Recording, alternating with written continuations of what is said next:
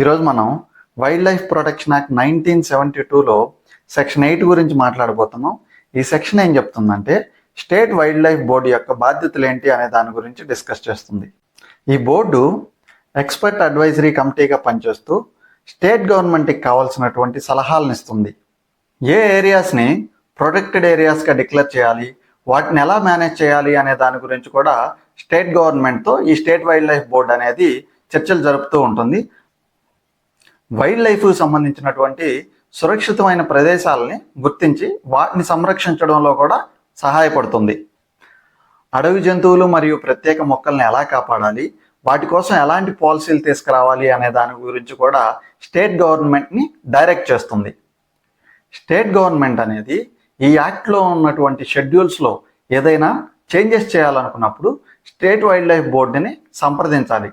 అంటే for example ఒక అరుదైన పక్షి ఉందనుకోండి, ఆ పక్షి అనేది అంతరించిపోతున్నప్పుడు దాన్ని షెడ్యూల్ 1లోకి యాడ్ చేస్తుంది అనమాట.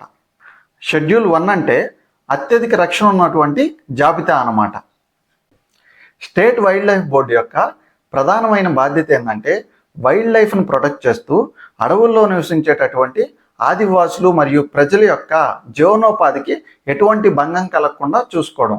అంటే for example state wild life board అనేది ఏదైనా ఒక ప్రాంతాన్ని ప్రొటెక్టెడ్ ఏరియాగా డిక్లేర్ చేసినప్పుడు అక్కడ నివసించేటటువంటి ఆదివాసుల్ని అక్కడి నుంచి వేరే ప్రదేశాలకు తరలించి వాళ్ళకి తగిన జీవనోపాధిని కల్పించాలన్నమాట. అలాగే వైల్డ్ లైఫ్ ప్రొటెక్షన్కి సంబంధించినటువంటి ఏ విషయంలో అయినా స్టేట్ గవర్నమెంట్కి కావాల్సినటువంటి సలహాలను ఈ స్టేట్ వైల్డ్ లైఫ్ బోర్డు అనేది అందిస్తూ ఉంటుంది. This is all about section 8. Thank you.